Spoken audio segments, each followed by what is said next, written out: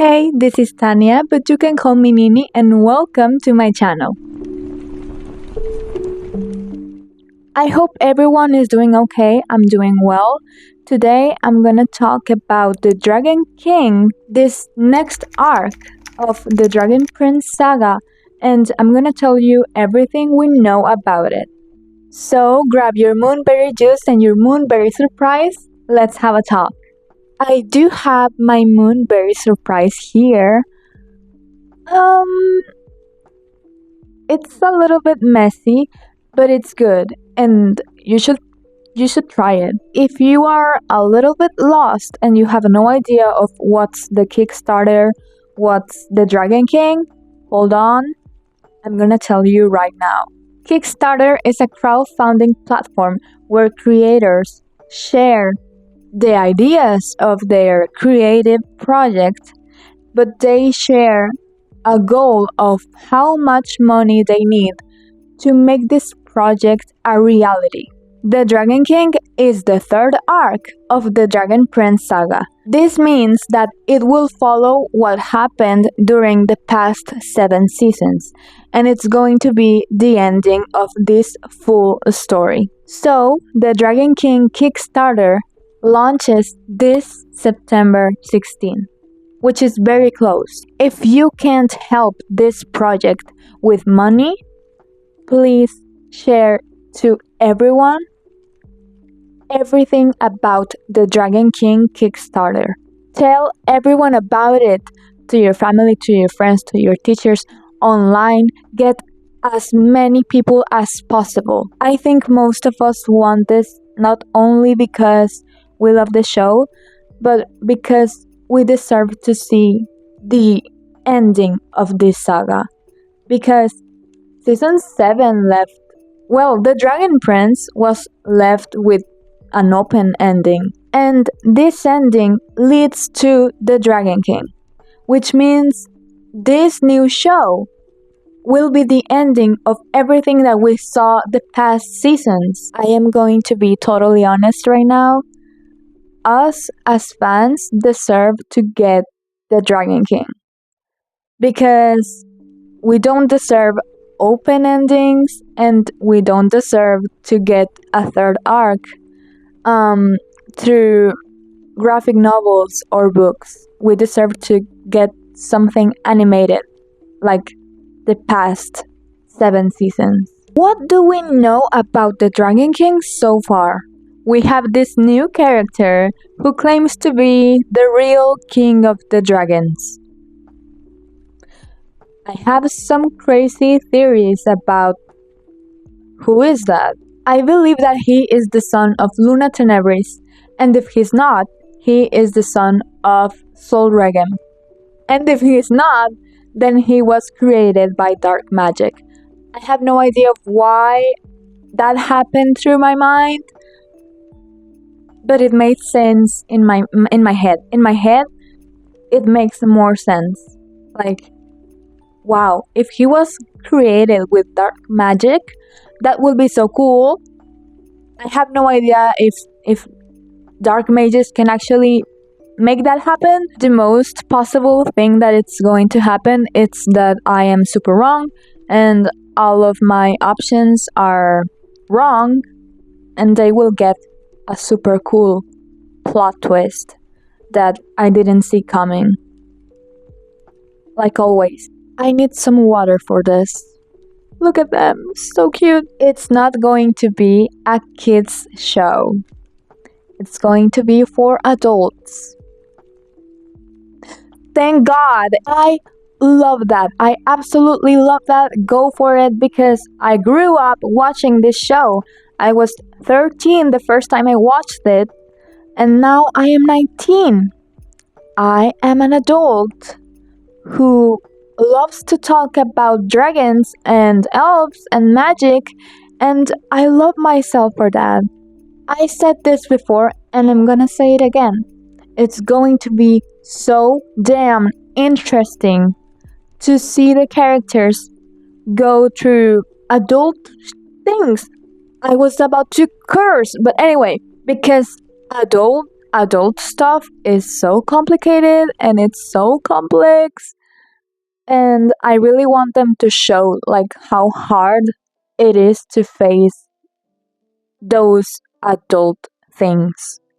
Does that make any sense? I have no idea. This opens the chance to explore and show um, certain themes or scenes that, of course, they couldn't show in The Dragon Prince, like adult stuff. I don't know, more graphic scenes about violence, because I know that in The Dragon Prince, they couldn't show like super like violent scenes or stuff like that. So I think that in The Dragon King, that will happen a lot, and I am here for it. I am here for it. I am so sad. I've been waiting for this. The only thing that I hope for from this is that they let my girl Rayla curse. I know that she's been holding it together to not curse in a kids show. So please let her curse. Give me your hand and let's manifest that she gets to curse a lot in The Dragon King. Period. If she does, take all my money, you won me over with that. Thank you. Wonderstorm is still working on this project, which means that we'll still have the same animation that we had before. I like that because I wouldn't have liked having the two previous arcs, which means seasons 1 to 7, having this mix of 2D and 3D animation, and then having the Dragon King with just 2D animation or just 3D animation. That would have been weird, that would feel off, and I would pass. So I really appreciate that Wonderstorm will be working on this and they will keep the animation like before. Also, almost everyone in the Dragon Prince cast, like the voice actors, are also going to be back, which is so good, and I miss hearing their voices. So it's gonna be so fun. This is gonna be so fun. I have all the hype. The crew hasn't said so much about characters, but what we know that Claudia has been up to stuff. Like she wasn't just there during the 7-year time skip. Maybe she's been working on how to bring Erebos back and her magic. Maybe she got way more powerful, which I'm here for it. I love her. I love her. I am a Claudia apologist. We will learn so much more about Sol Regem and his beloved mate who passed away. That just makes more sense to my theory that this new character that claims to be the Dragon King is the son of Sol Regem. It is confirmed that Callum is more powerful. He got more arcanums. If you ask me, I think he got all of the arcanums except for the star arcanum. I don't think it's that easy to connect with such a powerful primal source. So he is super close to become an archmage. Is that how you call those kind of mages? I think that he is still into dark magic. And I don't mean it in a way like, oh, he's been practicing dark magic. No, I feel like it's more about him searching and learning about dark magic. I think this because number one, he is a nerd. Like he wants to learn about everything. Number two, and the most important, I know that he knows that, or maybe he thinks that doing dark magic is the only way to stop Erebos. Maybe Callum can find a way to use primal magic to create a new prison, but to get Erebos inside that prison, it's gonna need dark magic, and he knows it. And he is still like a puppet for Erebos.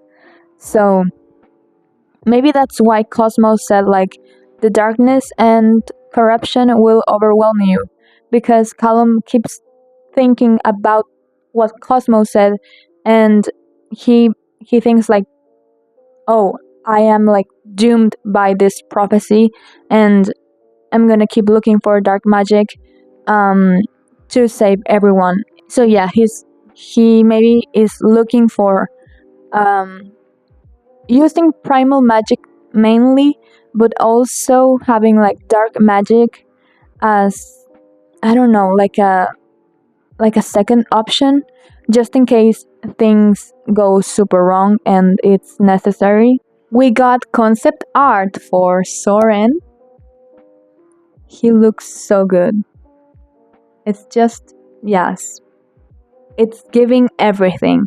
Just look at the amount of details that this outfit has. Everything about it's so chef kiss. I love the colors, I love everything. Yes, I am so here for it, and I am so excited to see it animated. We also got Rayla concept art for this third arc. We got to choose her new hairstyle. We don't only get to see the hair options, we see her ears with earrings. She has her ears pierced. I prayed for times like this. Like 2 years ago, the concept art for Arc 2 was out or leaked. I have no idea. But in the concept art for seasons 4 to 7, she had her ears pierced. And I knew that that was a need in my life. I needed to see Rayla with her ears with piercings. And it finally happened after so many years of manifesting every single night and praying, also praying. It happened. It happened, and I am so here for it. She looks amazing. Please don't take those earrings from her. The most important detail that fans noticed is that Rayla has horn cuffs, which means that our Moon Shadow Elven assassin is engaged. So maybe Raylum is already married, living the wife and husband life, and we didn't get to see it. If that's the case, I'm gonna be so pissed! Here, have a cookie. Okay, so of course I know my man, Prince Down Bad Callum. Of course he was going to propose to her. Of course he was going to put a ring on it. But I mean, I wanted to see the proposal. Like, I wanted to see him propose to her. So sad. If they are not married and just engaged, then we should see the wedding at the end of the Dragon King, because I don't accept another wedding while the possible end of the world is going on. Yes, I am calling you out, Janaya. Yes, I am talking about you two guys. They should wait until Erebos is totally gone to finally celebrate their wedding. You know? Same with the Raylum baby, because people were saying like at the Dragon King announcement, at the end of that, you can hear a baby crying, and people were like, that's the Raylum kid. Hear me out with this full baby thing. Do I think it's the Raylum baby? No. But at the same time, I do. Why? Because I know Callum and Rayla are smart enough to not start a family, because Erebos will be back at any moment. And maybe the end of the world will be happening, or another war, which means they will be leaving their baby to go and try to save the world and stop Erebos for once and for all. And because the two of them have experienced that, because Rayla's parents left her to protect Sim, like the egg, and Subeya and Abesandum, like to join the Dragon Guard. Same thing happens to Callum. Harrow and Sarai go on a mission. Sarai passes away, and then the Moonshadow Elves come for Harrow, kinda. They both had to experience and go through this feeling of being left behind because it was the right thing to do to protect you and to protect the others, like to protect Sadia, to protect the human kingdoms. And I don't think they would like to do that to their baby. A little part of me says like maybe it is the Raylan baby. And I think that because they are stupid. That's all. They are stupid. And I know that even if they talk like, hey, let's not have a family in this moment. I know that life does not go like we plan. I am not against the idea of them having a baby. Why? Because they are adults. They can make their own decisions and they can build their own life together. I just don't feel like it's the right time to start a family. It's not that. Like, please focus on finally destroying Erebos. Okay, going back to the Rayla hairstyle. The first option reminds me so much of her mother. Option C is one of my favorites. She is serving. It's giving Arc 1 Rayla.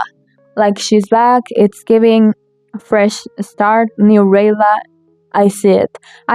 And it kind of suits her age. I absolutely love this option because it's so messy, and at the same time it's so cute because it has these little braids and stuff. I think it is giving Rayla. It is giving Rayla because I feel like it's more like free. It's more like, like, yes, messy girl, sassy queen. Like, she does a bunch of how do I say it? She does a bunch of like training and combat. So I feel like it's more like she does all of those things and still her hair, even if it's messy, it looks good. And it's messy because she does a bunch of training. And I love that. But I know that hairstyle it's going to be a nightmare for the animators. It's going to be a nightmare to animate. So maybe that's not like the best option. This hairstyle is more like elegant, more clean. She's giving princess. But I am done with the bun. I want her hair down. Please and thank you.